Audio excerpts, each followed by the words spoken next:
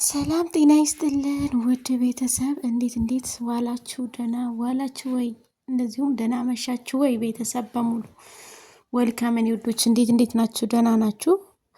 በያላችሁበት ሰላማችሁ ይብዛ ብለናል። ውድ ቤተሰቦች እንግዲህ ይቺ ሀገር የት ናት የምታውቁ ካላችሁ አለን በሉኝ አለው በሉኝና እና ምን ልላችሁ ፈልጌ ነው ቤተሰብ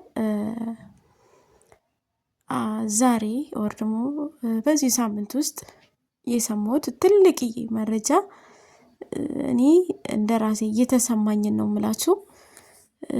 አንድ ሰው ሆኖ 6 ሴት የአረብ ሀገር ሴትን አጥምዶ የያዘ ሰውዬ መቼም የሰማችሁት አላችሁና አንዳንድ ጊዜ በሰው ህይወት ውስጥ ግብት የምትሉ ሰዎች እንደ ዝንብርጎ ምን ይሻላችኋል? ግን አንተ አንድ ነገር ለ6 ሰው መሆን አትችል እንደ በሌላ ሃይማኖት እንኳን ቢሆን 4 ነው የሚለው አይደለ ህጋችሁ። ደግሞ አንተ በዛ ላይ በክርስቲያን ነው፣ ክርስቲያን ደግሞ ከአንድ በላይ አይልም። እና 6ቱን ሴት አንተ ጠምደህ ልታርስባቸው ነው ወይስ ምን ልታረጋቸው ነው? ቆይ አንተ ሰውዬ እንዲህ የምትሆኑ ሰዎች አላችሁ። የእሱ ጉድ ወጣ እንጂ ከሱ የሚበልጥ ደግሞ ይኖራል። 15 16ቱን በተመሳሳይ ምላስ እያረደ የሚበላ ስንት ይኖራል? ይሄኔ አይታወቅም። ሰው ብዙ ይሆናል። እና እሱ ፍቅር ሳይሆን ይሄ ፍቅር ሳይሆን የገንዘብ ችግር ነው። ገንዘብ ላይ ነው ትኩረት ይገባኛል። ግን አንዳንድ ጊዜ ልቦና ማጣት ነው፣ የጭንቅላት ማጣት ነው ወይስ ምን ጉር ነው? ግን እኔ የእናንተ ችግር ምን እንደሆነ ይሄ ነው ብዬ ማወቅ አልቻልኩም። ሰው ምን መሆንክ ነው? እንዴት እንደዚህ ይደረጋል? እንዴ በሰላም ነው ወይ? በሰው ህይወት የምትጫወቱ ሰዎች ጤነኛ ናችሁ ወይ? እንዴትስ እንደዚህ ሊሆን ቻለ? እነሱ ትዳር አለን፣ ወደፊት ደግሞ የራሳችን ኑሮ ይኖረናል፣ የተሻለ ኑሮ እንኖራለን፣ ጥሩ ህይወት ይኖረናል ብለው በሰው አገር ለፍተው ደግሞ ያመጡትን ገንዘብ ምንም እንዳላወጣበት ምንም እንዳለፋበት እያወቅ የራስህን ህይወት እየኖርክ የእነሱን ህይወት የምታመሳቅለው ሰውዬ፣ ምስቅልቅላችሁን የምታወጣው ሰውዬ የዛሬን እንጂ የነገ መኖር ግን አውቀሃል? ማንኛችንም ቢሆን የዛሬን እንጂ የነገን እንድንኖር 100% የሆንበት ዋስትና የለም። ዋስትና የለንም ሲጀመር ማለት ነውና ዋስትና ማጣታችን ዋስትና አለመኖሩ የዚህን ያህል አያሳስበን። ምክንያቱም የፈጠረን አምላክ ስላለ ማለት ነው። እና እንዴት ነው 6 ሰውን በአንድ ምላስ እንደዚህ አድርጎ አጃጅሎ ከሰውነት ግብር ውጪ አውጥተህ የጣልካቸው?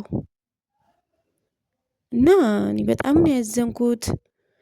እናንተ ጭንቅላት የሌላችሁ ሰዎች ምን እንደሚሻላችሁ አላቅም። እኔ መጨረሻችሁ ምን እንደሚሆን አይ ዶንት ኖ።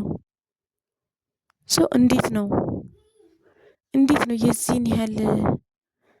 የዚህን ያህል ውሳኔያችሁ ላይ እንዴት ነው ማለት የሆነ መላቅጥ የሌለ ሰው፣ ሰላም የሌላችሁ ሰዎች እኔ አላቅም መጨረሻችሁ ምን እንደሚሆን አላቅም። ጊዜ ዘመናችሁ ብቻ ምን መጨረሻውን ምን እንደሚፈጠር አይ ዶንት ኖ። እንደዚህ መሆን አለብን ወይ? እንዴትስ እንደዚህ ሊሆን ይገባል? በሰው ህይወት ውስጥ በሰው ትዳር ውስጥ ገብታችሁ እንደዚህ የምታደርጉ ወንዶች፣ እቺ ሴት ነገ የተሻለ ህይወት እኖራለሁ ብላ የተሻለ ነገር ይኖረኛል ብላ ተስፋ አድርጋ ስትኖር ሁሉ ነገርን ህይወትን የሚባል ነገር ብዙ ነገር ላንተ ኢቭን ገንዘብ ሳይቀር ላንተ አሳልፋ ሰጣ በቤተክርስቲያን ደግሞ በተክለ ሃይማኖት ማለትክ ተክልዬ እንደው ፍርዱን ይስጥክ። አንተ ይሄኔ የአረብ ሀገር ሴት ብቻ ሆነ እንጂ የሀገር ውስጥንም ምን እንደምታደርግ አይታወቅም። እንደዚህ አይነት ሰው አይታወቅም። የሱ ብቻ ላይሆን ይችላል፣ የብዙ ሰው ችግር ሊሆን ይችላል። እንደዚህ አይነት ችግሮች ብዙ ሰው ሊያደርጉ ይችላሉ። እንደዚህ አይነት ነገር እሱ ብቻ ላይሆን ይችላል። እና እንደዚህ የምታደርጉ ሰዎች መጨረሻችሁ ምን ይሆን የሚሆነው? መጨረሻችሁስ እንዴት ነው ማለት እንዴት ነው እንደ ሰው መሆን የምትችሉት? እኔ ምን አውቄ። እግዚአብሔር መጨረሻችንን ያሳምረው። እንግዲህ አገራችንንም ውብ አድርጎታል እግዚአብሔር። በአገራችሁ መታችሁ ሰርታችሁ አግኝታችሁ የምትኖሩበትን መድኃኒዓለም ያርግላችሁ። ውድ ቤተሰብ ያዘናችሁትን እንባችሁ እንግዲህ አቡነ ገብረ መንፈስ ቅዱስ ይጥረግላችሁ። ሀዘን የተሰማችሁ እህቶቼ መቼም ይሄን ጉድ ሰምታችሁ ማታዝኑ ሰዎች አትጠፉም። እንኳን 6 7 ምናምን ተብሎ እኛም ብዙ አዝነን እናውቃለን። ለአንዱ ማለት ነው። ለአንዷም አዝነን ትዳራችን እስከመተው ድረስ ደርሰናልና ሶ ይከብዳል። አይከብድም ማለት አይደለም። ሰው እንዴት ነው የዚህን ያህል ርቆ የሚሄደው ሰው ላይ የዚህን ያህል ጭካኔስ እንዴት አድርጎ ነው እያወቀበት ያለው?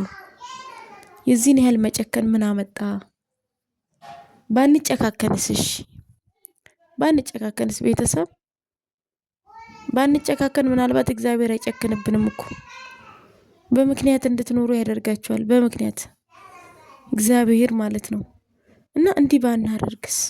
እንደዚህ አይነት ችግርስ ባንፈጥር ሰው ላይ እና እኔ መጨረሻ ግን ያሰማኝ ያሳየኝ ይሄ ሰውዬ ቀርቦ እውነት የሚናገርበትን አይቼ ሰምቼ ሌላ ምንም አልልም። እኔ በጣም ነው ያፈርኩት በሱ። እፍረት ነው የተሰማኝ። ሁሉም ወንዶች እንደዛ ናቸው ማለት አይደለም፣ ግን እንደዚህ የሆኑ በብዛት ስላሉ ማለት ነው። እንደዚህ አይነት ልክስክስ ሰዎች አሉ።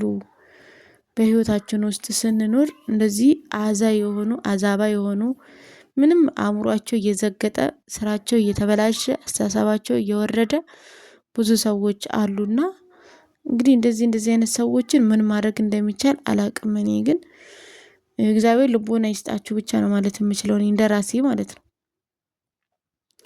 መድኃኒዓለም ልቦና ይስጠን ብቻ ነው ማለት የሚቻለው እንጂ የእናንተ ነገር ትንሽ ያስከፋልም ግራም ያጋባል። ምን አይነት ጊዜ እንደደረስንም ራሱ ማወቅ አልቻልንም። ሰው ይጨንቃል፣ ይከብዳል።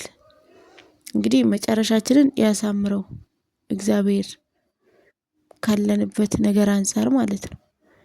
እና ይከብዳል። ውድ ቤተሰቦች እንደዚህ የምታረጉ ሰዎች ደግሞ እኔ የመጨረሻችሁን ነገር በጣም ነው የሚያሳዝነኝ፣ በጣም ነው ግራ የሚገባኝ። ምክንያቱም እንደዚህ ማድረግ ባንችል ምን ችግር አለው? ግዴታ እንደዚህ ማድረግ ይጠበቅብናል ወይ? እና ውድ ቤተሰቦች ሁላችሁም ሰብስክራይብ፣ ላይክ፣ ሼር፣ ኮመንት ማድረጋችሁን አትርሱ እባካችሁ አበረታቱን። እንግዲህ 2K ገብተናል። ከልብ አመሰግናለሁ። ክበሩልኝ። ሁሌም እንዳመሰግን የሚያስገድደኝ ብዙ ነገር